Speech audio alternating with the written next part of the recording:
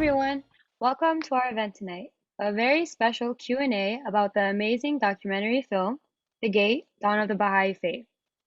With us tonight, we have the pleasure and honor of having award-winning writer, director, and founder of Media Process Group Bob Hercules, and writer, executive producer, and founder of Spring Green Films, Steve Sarowitz.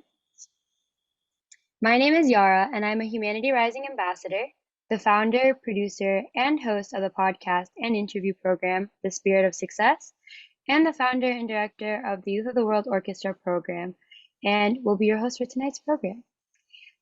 We hope that you are all looking forward to our engaging and interactive discussion tonight, and stick with us till the end of the program to learn more about how you can become a Humanity Rising member, and how to sign up to receive notifications for more events like this in the future. Welcome, Mr. Sarowitz and Mr. Hercules. It's great having you with us tonight. How are you both? Doing great, Yara. Thank you for having me. Thank you for being here. How are you, Mr. Sarowitz? I'm always good, and it's always nice to see my old friend Bob. As I was just telling you, we're actually very, very close to each other tonight. That's right.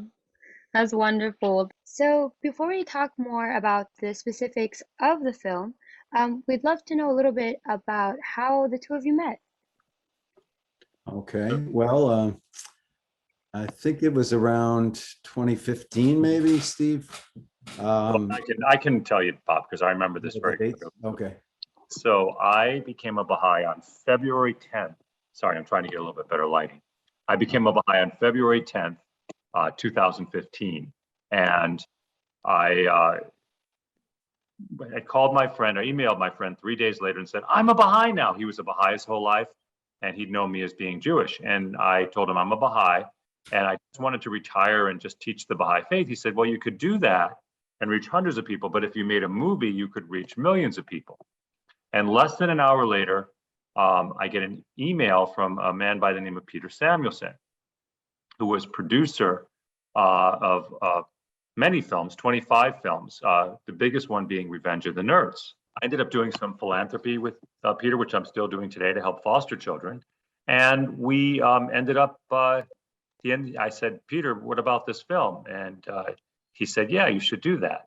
If you want to do it, you should do it. And so it turns out that I met somebody, the actual writer of that same movie, The Revenge of the Nerds, Steve Zacharias. Mm-hmm. And he's the one who introduced me to Bob. And I went to Bob and said, hey, Bob, I want to do this film. And Bob said, well, I'm working on this other film. Can you help me finish it? So I wrote him a check. And that's when I found out what an executive producer was. You remember it that way, Bob? Yeah, the film was Maya Angelou and Still I Rise, which Steve saved the day at the end and came up with some what we call finishing money to finish the film, and it got into Actually, Steve predicted to me that the Maya Angelou film would get into Sundance Film Festival, and I said to him, "You can't really count on that because there's thousands of films that apply and only a few that get selected." So, but it did get into Sundance, and so Steve came out. Steve and his wife Jessica, they came out to the festival. We all went, all our families, to the screening. It was a joyous, amazing event. And then we started to work on The Gate after that. The following, I think the Sundance Film Festival was January of 2016. And I think we really started working in February on The Gate. We started, first of all, working on research. It's a historical story of the founder of the Baha'i faith. So we had to do, and we had another member of our team, Ed Price, who is steeped in the history of the faith because he's written several books about it. So it was Steve, Ed Price, and myself, and we met for many months, I think like 9 months, working on researching and then finally starting to write the script for the film as a documentary film. So that was an amazing experience to me because I didn't know that much about the Baha'i faith. I'd been to the temple a few times and I had heard about it, done a little bit of reading, but it was really fascinating to be able to have the luxury to take a deep dive into such a rich story of the Bab, who was the founder of the faith. This all happened in Persia which we now call Iran, back in the 1840s, 1840 to 1844.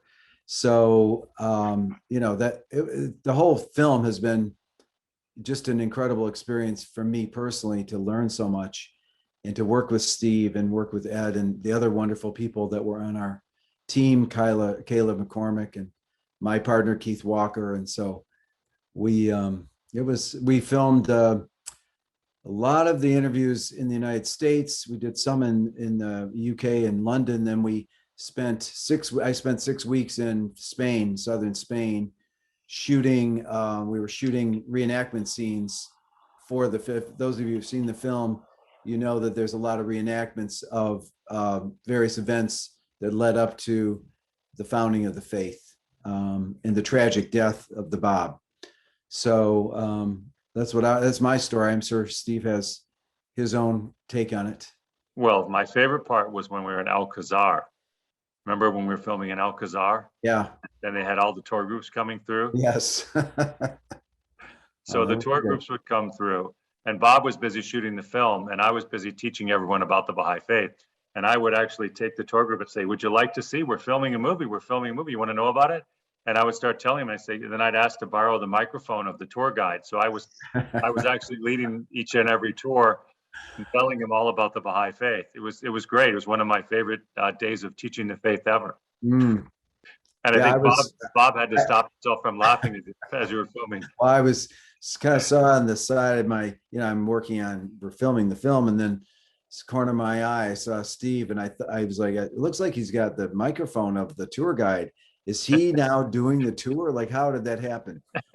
So, now that you know me better, understand that that's natural course of my day. It was hilarious. But yeah, it was great.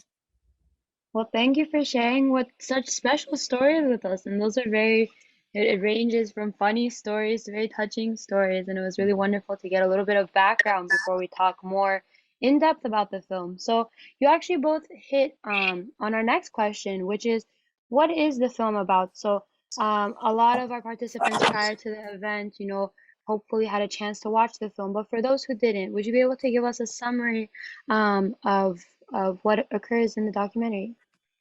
So the film is really about the early history of the Baha'i faith. It's a documentary about the Bab. What was really interesting to me is that we, for the very first time in the history of filmmaking, and really in the history of the world, because film is a relatively new thing, did a film about a manifestation of God, a documentary film about his life. There's of course been films about Jesus and films about Muhammad and Moses, but those aren't documentary films. Those are dramas that people imagine their lives. Whereas what we did was a documentary. We took actual facts about his life and dramatized them. And so, but all of this was very, very researched to the nth degree to make sure everything we put down was very accurate. And it's really interesting to me because I think a lot of people don't know what a manifestation of God is. When I go on a lot of discussion groups in Facebook, I see people fairly often nowadays saying, "Well, we're all Christ. We're all manifestations of God." And to some extent, I don't disagree with that. We are all reflections of God. Every living thing reflects God. Our souls reflect God. A plant reflects God. A dog or a cat reflects God. But a manifestation of God is such a brilliant reflection of God on a whole nother spectrum that I would never deign to compare myself with any manifestation of God, be it Jesus or Moses or Buddha or Baha'u'llah or Muhammad. To us as Baha'is, they're all one, and they're so far elevated from us normal human beings. And there's a story that wasn't in the film about Baha'u'llah, but this is probably illustrating it. There was a man who was a strong believer in Baha'u'llah. He went to visit him along with some other pilgrims. And first day, Baha'u'llah talked to them, and he was very impressed. Baha'u'llah was the wisest man he'd ever met, the kindest man he'd ever met, but he was very disappointed because he wasn't a god. And he went back the second day and had the same reaction, and went back the third day. And the third day, one of Baha'u'llah's servants tapped him on the shoulder and said, "Baha'u'llah would like to see you alone." So he goes in alone to see Baha'u'llah.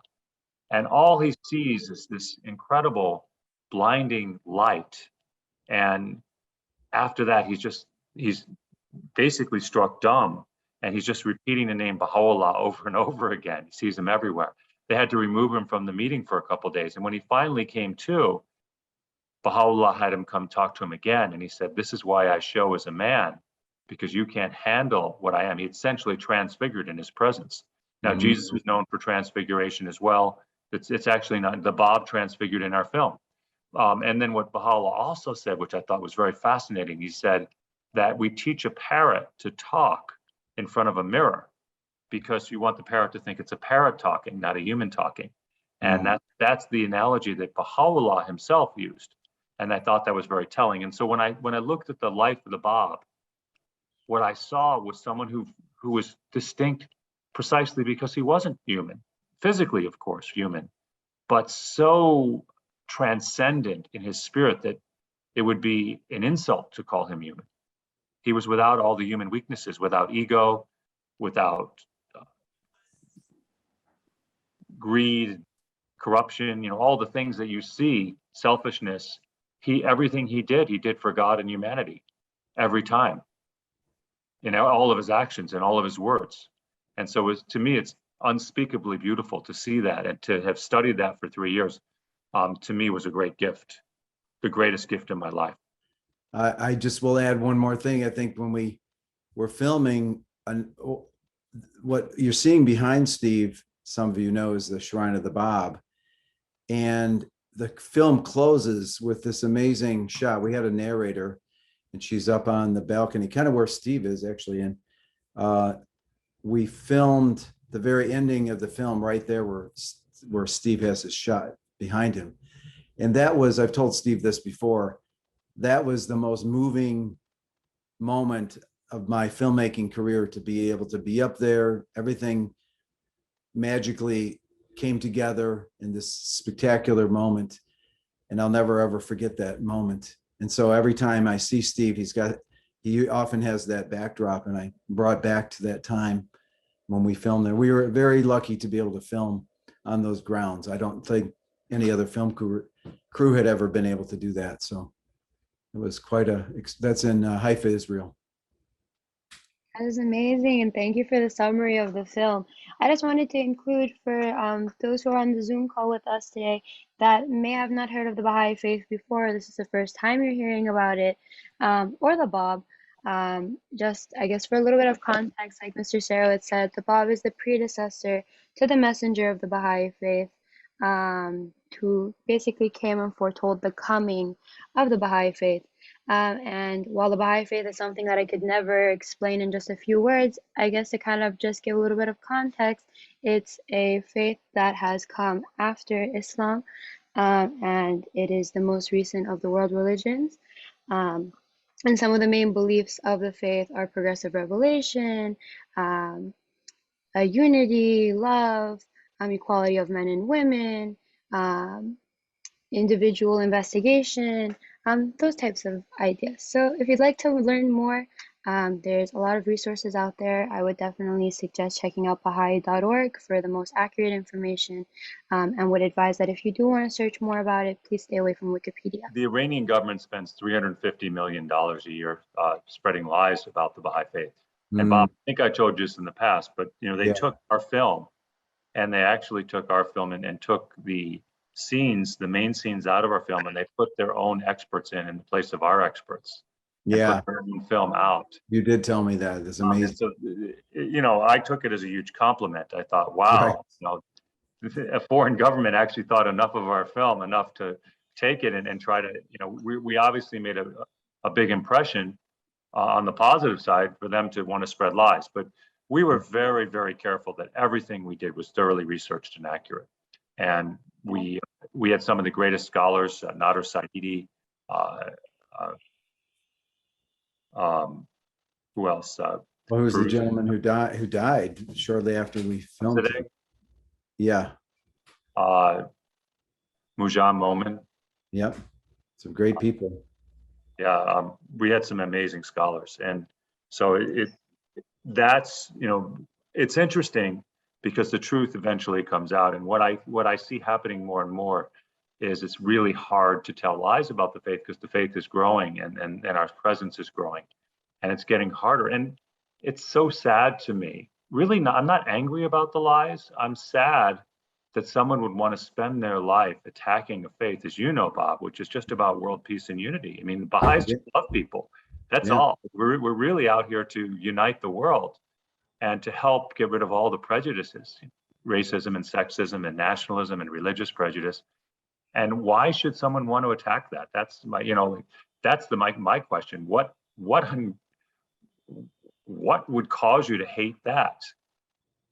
That's a good Unfortunately, question. our world is full of a lot of hate, and I think that goes regardless of any religion. Somewhere, somehow, somebody wants to say something bad and be mean. But as Mr. Sarowitz mentioned, in Iran, especially in other countries like Yemen, Baha'is are very much persecuted, still to this day. But we could talk about that a lot. But we want to focus on the film today. And so with that, we've talked a little bit about what the film is about. So I wanted to play the trailer for you all, so that you can see the beautiful cinematography that this film also has, and hopefully will inspire you more that if you haven't had a chance to go watch it, to immediately watch it after this call. So with that, I'm going to play it now. It's great to see that. I hadn't watched that in a while, so And as you all saw, it's absolutely amazing, amazing. And that's only a small snippet of it. But as we're all here together, let's continue learning more about this film, shall we? So, I'm I sorry, was going Mr. to say Sarowitz, a did you want little to say bit, something? just, a little bit that we didn't talk about too much before was, Go and the ahead. film talks a lot about this, is the atmosphere that the Bab came to, both in Persia and around the world, and this tremendous atmosphere in the 1840s, this Adventist, really exciting Adventist period where Christians, Jews, and Muslims were all waiting for the promised one in large numbers. And so, we haven't really talked about that, but the prophecies pointed to the 1840s, and yet so many people were disappointed. It actually, a lot of the opening of the film talks about William Miller and the Great Disappointment, where he guaranteed that Christ would return in 1844, and then was greatly disappointed when the world didn't end as he predicted. Now, at the time, Christian Bibles said the world would end, and those same Bibles today predict a new age. And what's amazing is we are in this great new age that started in 1844. So I just thought I'd throw that in there. No, thank you for including that. It's very important information. And it actually flows very seamlessly with the question that I was going to ask actually right now, which is we've talked a little bit about why you and Mr. Hercules chose to focus on the Bab as the subject of this film. But being that the messenger of the Baha'i faith is Baha'u'llah, what made it important for you both to tell the story of the Baha'i faith in your film, starting from the Bab? And also, if there's any other things that you'd like to elaborate on, either about the Bab or the Baha'i faith and the connection between the two, we would love to hear more about that. The Bab, the reason why I went, it was really my decision to do the film about the Bab, is I didn't think it made sense to start with a film about Baha'u'llah. I think you had to go back to the Bab where that new age opens. And I really thought the Adventist period, to tie it into the Adventist period, because this was when Christians, and this is really, the film was mainly made for Americans since it was made in America, although it's been shown around the world. This whole Adventist period, which was an international, because they had movements in Germany and France and Switzerland and England and Holland and Sweden. They had all around the world in the 1840s. And also in the south of Europe and north of Africa for Jews, and in Persia, and of course the Persian expectation of the 12th Imam, all in the 1840s. So I wanted to go back to that because people who are looking for the return of Christ today don't realize that there's a connection to the 1840s. It's like, that was so long ago, and the world has changed. And I wanted to go back and say, well, let's go back to the 1840s when there was this fervor. And actually, what I would say is, as I've gone forward, because I was a pretty new Baha'i at the time, I realized that there's really not a fervor today about the return of Christ. Most Christians I talk to aren't interested in the return of Christ. It's not something, they talk about it, they say, wouldn't that be great? But most Christians are not interested in the return of Christ. They're really not expecting him ever to return. I know that sounds harsh, but there's like, there's no preparation for recognizing Christ upon his return. No one's really talking about that, but in the 1840s they were. So I actually think it's really good that this film goes back to the 1840s, where people were looking for the return of Christ. And the question might be, why did people stop?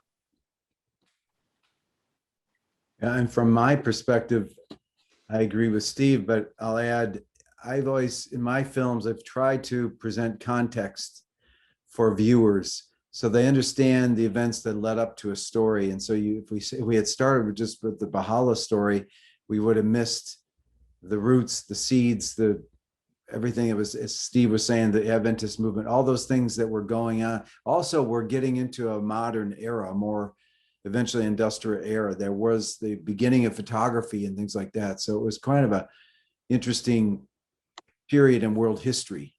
And so I think it's important. I'm so happy we did the film on the Bab to begin with. If we ever get to do a film on Baha'u'llah, this leads into that story, of course. So people would have a greater understanding how did Baha'u'llah emerge and what happened to him as well. That is wonderful. Thank you for sharing all that background information with us. Sure. And as you mentioned, the time in which the film takes place is a very remarkable time because it is so much of different things happening at once. And it really is a time, I think, in history, which we see very clearly about how you depicted it in the film, that religions were all looking for one thing. All religions, all people of different backgrounds were looking for one thing to come, and that was the next prophet, or the next messenger, or the return of their messenger.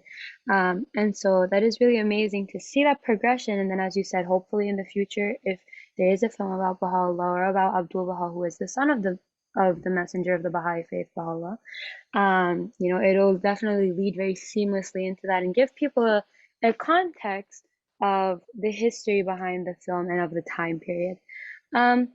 There is a film about Abdul Baha coming out actually in the next couple of months. Oh, very exciting. Yes, the House of Justice has commissioned, because this is the 100th year of the ascension of Abdul Baha. wow. Do you know Marianne Clark Darling, Bob? Did you ever meet them? I think I did meet her in Toronto. Yeah, so yeah, she's a friend, and she and Marianne Clark are making that film. They're friends of mine. Great. Tell them I said hello. I will. Well, you can come see the film. I will. And we will definitely I should point out one other thing that's interesting about the film, which was our greatest challenge, is we were not allowed to film the Bab. So we could not have it's a documentary. We couldn't have somebody playing the Bab. We couldn't simulate the Bab. We couldn't show a shadow as if it was a shadow of the Bab. So that was quite an interesting challenge to me as the filmmaker, to make a film about, which is very visual. Film is all visual in some ways. How do you make a film about a character who you cannot show on camera? So we had to get very creative with how we would film that. So there are scenes where, various people are talking to what is the Bab, but you don't see the Bab. He's hidden behind a curtain or something. There's something that's blocking him. That was our solution, really, is to show people we're engaged with the Bab, but we could never show him on camera. So that was, to me, it worked. I was skeptical at first because I'd never done a film like that, of course. But Steve had faith in all of us, and we came up with some very creative solutions. The one solution at the very end where we couldn't even we're going into this blind, and really no one had ever made this type of film before. So even when we asked the Baha'i institutions, they said, well, let us think about it, because they had to think about it themselves. Right. And so we helped create kind of the standards. Obviously the House of Justice would create the standard, but we kind of gave them the data to help to take a look at things. And one of the things that we couldn't do is we couldn't show the Bab actually walking and talking with someone, even if we didn't show the Bab. So we had to change. We had all these action where we didn't show the Bab, but someone was walking and talking with the Bab. We had to do that, or interacting or sitting with him. And so we had to change those from action to stop action photos, which was okay. Right. which is How interesting. very interesting. Yeah. Yeah. No, that is very amazing, and I think that just shows another level of the film. Not only is it amazing in the fact that it's a film about somebody that can't be shown in the film, but on another level, it also still maintains that kind of mysterious, you know, vibe that is trying to be created by the film at the same time, with all the different messengers and manifestations of God that are mentioned throughout the film, not just the Bob. So, um, how long did it take for the film to be filmed? And I know you guys mentioned a little bit about the different film sites, but could you speak with us a little bit more about what made you choose those different film sites and what that process was like filming in a ton of different locations? Well, the main challenge was how to film the reenactment scenes, which help illustrate the story. So we wanted to do it kind of feature film style, where we had a full crew, we had actors playing various roles that were part of the history of this part of the story. So, but we also knew that the Baha'i people are persecuted in Iran, so obviously we couldn't shoot in Iran, which is where it actually happened. And then we realized we couldn't really shoot in other Muslim countries. So somebody had recommended to Kayla, who was our producer, that in southern Spain, there's a lot of Ottoman influence down there in southern Spain. And so there's a lot of Arabic architecture and a lot of different things that kind of can make it look like it could be 1840s Persia. So we went down, Steve and myself and Kayla and Keith, we went to southern Spain and scouted it first.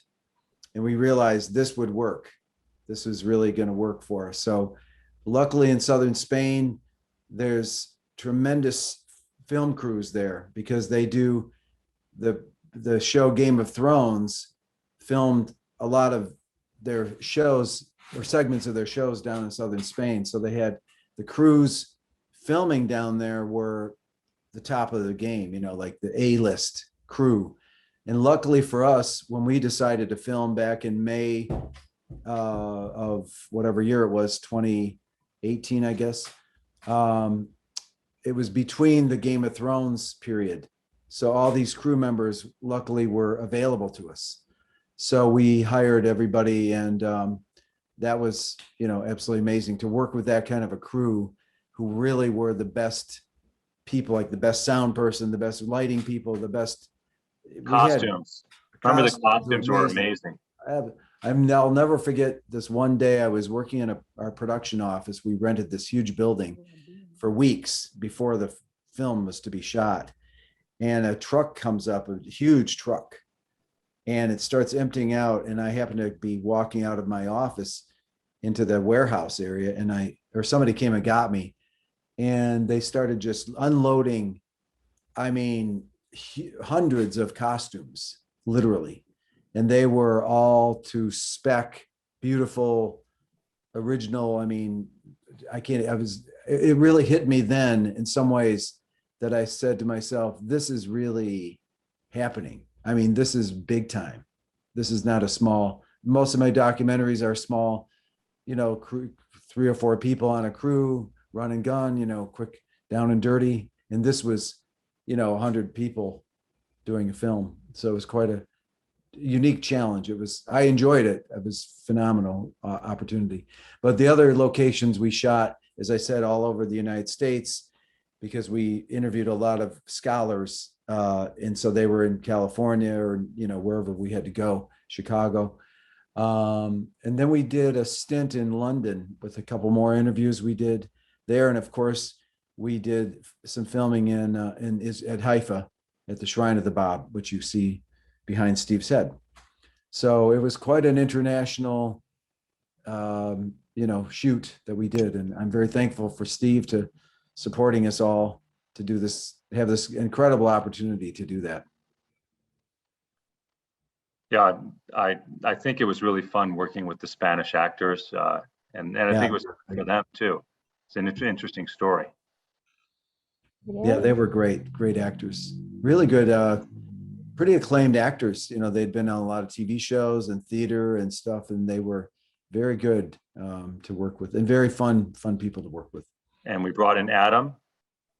Adam Monshine was one of our main actors. We brought him in from Los Angeles, and what was the woman's name? I'm Play Tahari. Forgetting. We brought an actress from LA as well. And so we brought a few of our own actors, but most of the rest of the cast was from Spain. That is really amazing. And I think it also, in a way that maybe was not intended, the film talks about the world coming together and people all around the world searching for that person or that manifestation, right? And this journey of people all around the world. And the film itself is filmed all around the world in a ton of different locations. And the film that is about a faith that is all about unity and world peace is then being shot all over the world. So I think that is just a very full cycle, I guess we could call it, a fully encompassing journey to creating the film that then talks about those concepts. A question that we By the have way, in the I want to answer Bob real quick. It was Go Tala. ahead. Tala. Oh, yes, Tala. Right. Thank you. And we can, and also Yanni. We can't Yanni, forget. who was Yes. Adam's wife, who was our narrator, on-camera narrator. She was phenomenal. We did all the on-camera narration right there on the grounds of the Shrine of the Bob, right behind Steve, which itself was also amazing. And she was an unbelievable talent to pull that off. We only, I think, had 2 days of permission, and it was a lot to cover in 2 days. So. And Adam doubled as an acting coach, because he actually is an acting coach. So yeah, Adam was our number one actor, but also an acting coach. So he did a lot of work. And he actually helped us with some of the editing and things like that too. So he did a lot on the film. Very helpful, and the writing even. So yeah. Wow. That is wonderful. A question that we have in the chat from Peter Rahmanian is, what was the most outstanding experience that you both had as a result of making this movie? I was a relatively new Baha'i. I've been a Baha'i 3 days when someone suggested I make this film. So I was so new to the Baha'i faith, and I got to go all over the world and meet people from the House of Justice and ordinary Baha'is like myself all over the world. And just to meet so many wonderful people who I still keep in touch with today, many of them, it was just a great experience for me. And looking back, I mean, it was literally a priceless experience. Plus, getting to work with Bob, getting to work with Keith, learning the film business. And now I'm, as Bob well knows, I'm in the film business with Wayfair Studios with Justin Baldoni, who we met in the process of making this film. I met Rainn Wilson, and we're going to make a film together with him. So it's been, I would say, the people I met. And then the last thing, and I think I said this before, but I really can't emphasize this point enough.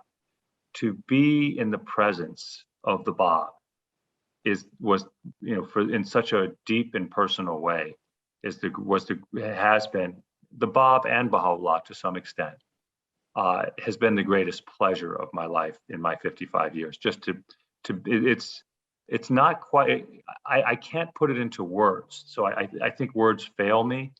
It would be like being in the presence of greatness, but superhuman greatness. Beyond human, transcending anything human.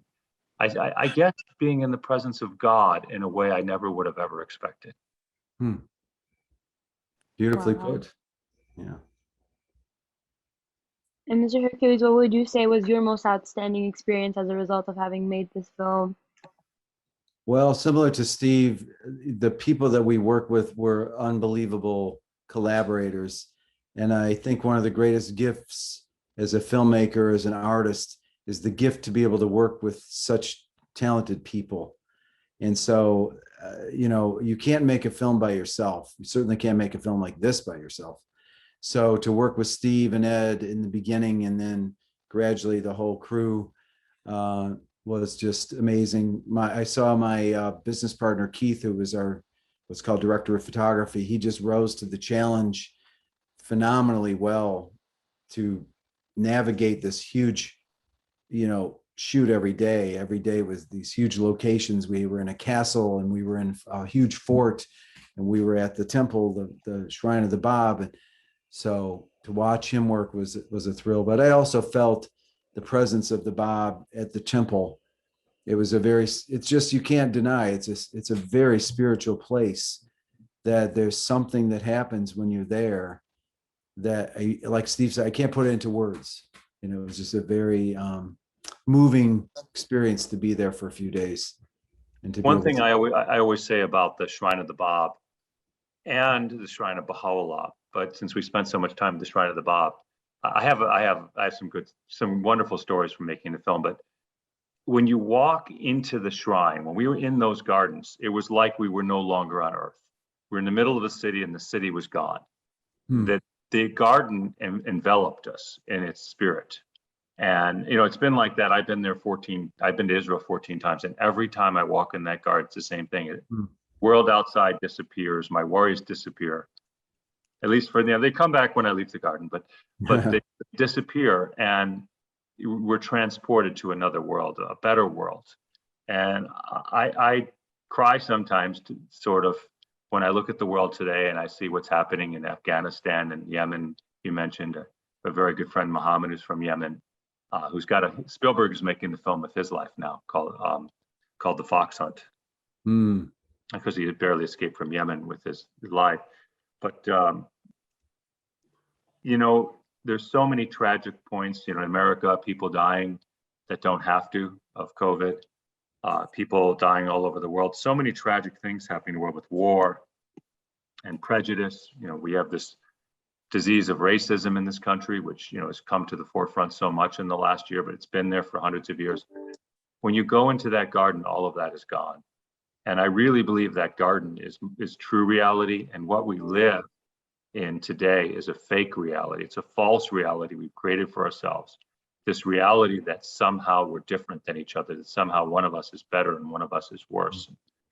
Whether we're darker in skin, or we're a woman or a man, or I was raised this religion, I'm from that country. I had a beautiful Uber ride today with a driver from Nigeria, and we talked about that. In his country, there's a genocide going on, Muslims to Christians, and he was Christian, and we both agreed that, you know, he was talking about an experience he had in London with a man who'd never sat at a table with a black man before, and how he had put his arm next to his arm and say, look, we're human. You know, we shouldn't have to do that. The reality is so obvious that we're all children of God. And so that's really what the Bab and Baha'u'llah came here to tell us. Of course, Jesus and Moses and Muhammad and Buddha, they were all telling us that as well. That this humanity, this common humanity, and in that garden, we didn't have all those, to me, those false things. That the garden is so transcendent that all of that drops away. And someday, I believe that garden will spread to the entire world. Hopefully we'll see that happen. Thank you for sharing such special experiences with us, and how beautifully put in both your responses. Mr. Sarowitz, you mentioned that there are many stories that you'd love to share about the experience of working on the film. And I'm sure Mr. Hercules, you have some that you would love to share as well. So any special memories or experiences or stories that you'd like to share with us now that maybe people haven't heard before? So we went to LA, and we did the actual first public showing of the film. And we have a scene in the film where the Bab saves the life of a small boy. And he gives him his water that he's actually washed with.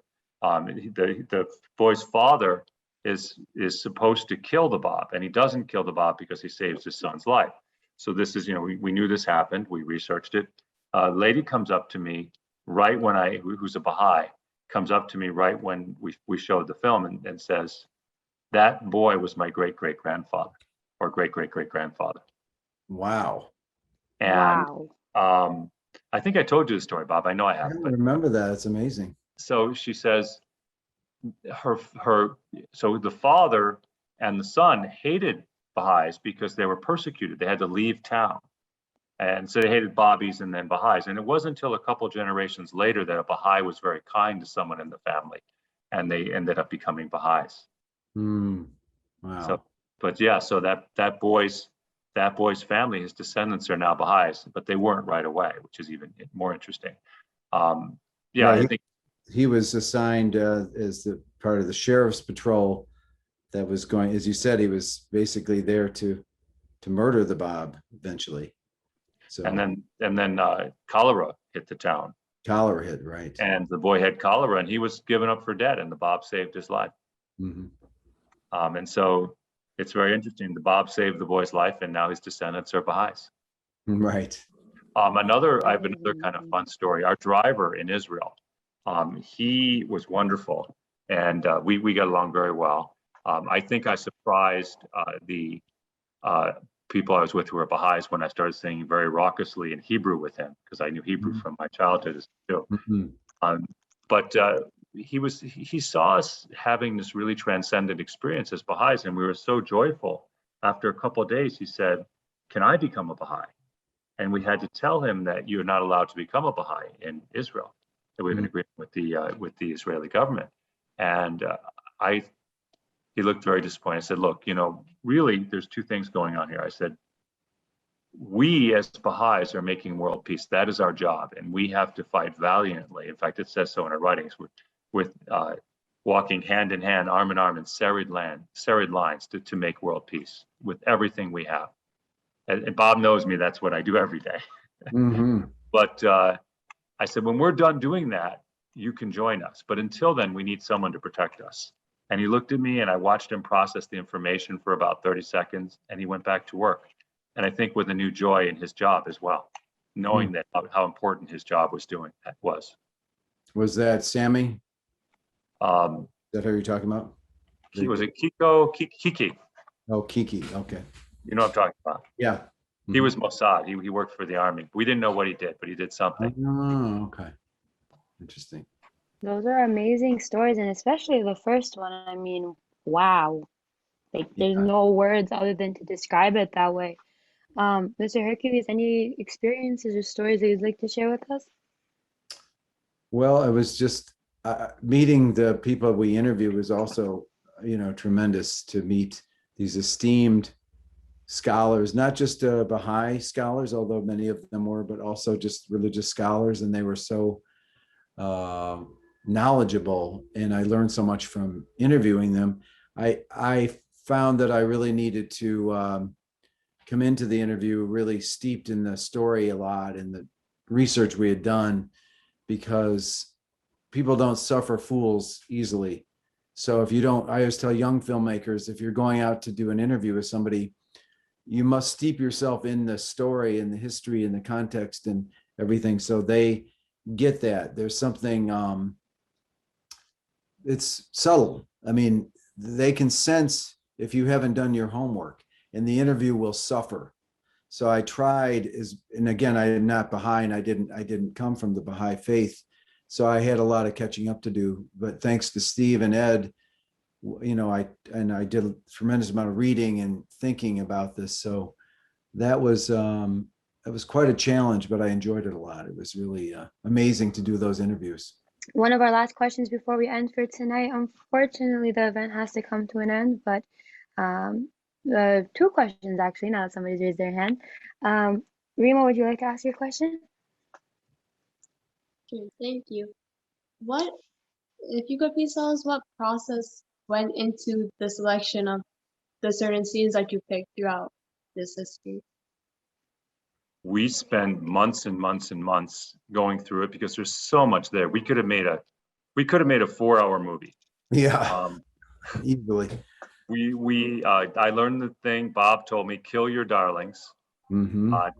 So I can tell you, I can still remember the things that are not in the film. Still? That I wanted. Yeah.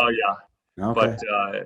But we had to take out some of the details. And what we wanted to do is we wanted to get the scenes that were most important in telling the story of the Bob, to really get, I keep using the word transcendent, to show his transcendence, to show, I really think one of the most important things we did is to show people what a manifestation of God is in a way that, visually, that has almost never been shown. I see some films about Jesus and I almost want to cry, because they make him too human. And they want to show him with human emotions, and they want to, and you see the Bob and how the Bob walked through the world, and that's just not how he walked through the world. I'm not to say he wasn't human. He loved his wife. He did have emotions, and But even that, even everything he did was just different. He was just different. He was beyond human in everything. Remember, just even in the letter he wrote to his, remember the letter he wrote to his wife, Bob? Oh yeah, it was very touching, very moving. But still, it was not, I'm not saying it was bad. It was not ordinary. It was everything he did was unspeakably beautiful. All his actions. And to show that on film was very important. And so we wanted to make sure that the film wasn't, first of all, we had to fit it into how many, 50 some minutes to get it on TV? Yeah, it was about 56 minutes, I think. So it's a big story to cut in. My job, in some ways, one of my main jobs, I think, was during the writing, was to be the bad guy that had to tell Ed and Steve to cut this, and we needed to cut this down. We needed to cut this out. We needed to get to, as Steve said, the key scenes, the key moments in the Bob's life that would represent the whole life. So that is in documentaries. Like I had the same problem with Maya Angelou's story. She had such an amazing story. We actually ended up with a 2-hour film, even though it was supposed to be 90 minutes, but even 2 hours was cutting out a lot of great stories of her life. And same with the Bob. There were a lot of things that even, of course, I regretted as well, but we had a mission to get it down to about 56 minutes. So you end up with a lot of things on the cutting room floor. And it's even when you're editing, you're cutting things out as well. And it can be somewhat painful, but it's for the greater good. You want people to be able to watch the film and have an impact with the film. If it's a monstrous 4-hour movie, it's not going to be watched by as many people. So there's a strategy for making it in a 1-hour film. And it's been used a lot, all over the world, as Steve said, including in classrooms, universities, Baha'i gatherings, community groups, all over. So by keeping it to an hour, it makes it more of a valuable tool that you can show the film. When we used to be able to do things in person, you could show the film, and then there's still plenty of time for a nice discussion afterwards. And I think that's the value of film mostly, is a film is not going to change the world, but a film can help change the world by showing it in settings like that, where you're having these really great discussions and you're not trying to propagandize or change somebody's mind. You're just trying to present them with something that they can then think about and maybe do their own research. If somebody really was quite intrigued with the Bob story, they could do research about the Bob, the Baha'i faith, Baha'u'llah, whatever they wanted to do. That would be the greatest use. And I think this film has had that kind of impact. And that's what you want out of a film. Yes. No, that is very, very true. And I think, like you said, a good film is able to tell a story and inspire conversation. And I think really what this film does, like you and Mr. Sarowitz mentioned, is that it inspires people to want to make a change or learn more, and really want to come together to discuss these topics. Hopefully, that's something that they're inspired to do after, watching this film. And I think Rima just said thank you as well for answering her question. So it was really great to learn more about that whole behind the scenes process of what is it like to really condense something to something that has to be super short, but still maintain the authenticity and the full scope of the story that you're trying to tell, right? The one of the last questions we have before we wrap up is that, let's see, do we know, are we able to get maybe a little bit of a sneak peek of a date or time? I know you said a little bit of a few months, but Vita Rahmanian was wondering, is there maybe a more specific time frame of when the Abdul Baha movie will come out? No? The Abdul Baha movie will be probably coming out in the next few months. I can't give you an exact time frame, but I'm guessing sometime in the next few months. And then someone asked about Baha'u'llah. Unfortunately, Baha'u'llah, I'm not making any film on Baha'u'llah right now. I would be honored to make a film on Baha'u'llah if the House of Justice ever wanted me to. I would be at their service. It would be my pleasure to make one. But that is not something that I've been asked to do, and I may never have the, I have to say that I am perfectly happy to make the film on the Bob. If I never make another film, that was great. And any other film, we are making a film about Tahereh. I should mention that Tahereh, who's one of the key characters, the great Tahirih, who announces publicly the Baha'i faith, and was beautiful. It actually turned down a marriage proposal from the king, and died with the famous words, reportedly, which were, do you remember the words, Bob? Refresh my memory. It's been a couple of years. You can kill me as soon as you like, but you cannot stop the emancipation of women. She was incredibly brilliant, incredibly beautiful. She was a poet. I think it's a very timely film. So we're coming out with that, hopefully in the next year or two. But no plans on Baha'u'llah. I'm sure that someone will make a film on Baha'u'llah one of these days. And like I said, I would be very happy to serve in any capacity. And I know Bob would as well. Absolutely. Yeah, I will say perhaps my favorite scene in the movie is that scene with Tahirih. We were at what's called the conference at Badasht, scene in the film, and we are way out in the desert, and we had worked with the crew to set up these tents, these giant tents out in the middle of the desert out in southern Spain. So I remember arriving that morning, and it's something where you have a vision in your head of what it's going to look like. It was very complex to set up these giant tents in the middle of the desert. And I arrived early in the morning and I saw that and I thought, wow, they did it. I mean, this is actually, it looks like it was in my head. And then to see Tahirih, that scene where she walks into one of the tents and makes that statement, she says that she, in a sense, announces the arrival of the Bab in a larger sense. And it's just a great scene because it's about the emancipation of women. And she's a great actress. So it all came together. It's a great scene in the film. That is very wonderful, and we will stay tuned. We have to try our best to ask, but we're excited for when it comes out and to see more movies from Spring Green Films and from both of you and from Wayfarer Studios as well. So our concluding question for tonight is, what do you want people, and you can even elaborate, especially for youth, if you have any separate thoughts on that, for them to take away with them after they finish watching the film?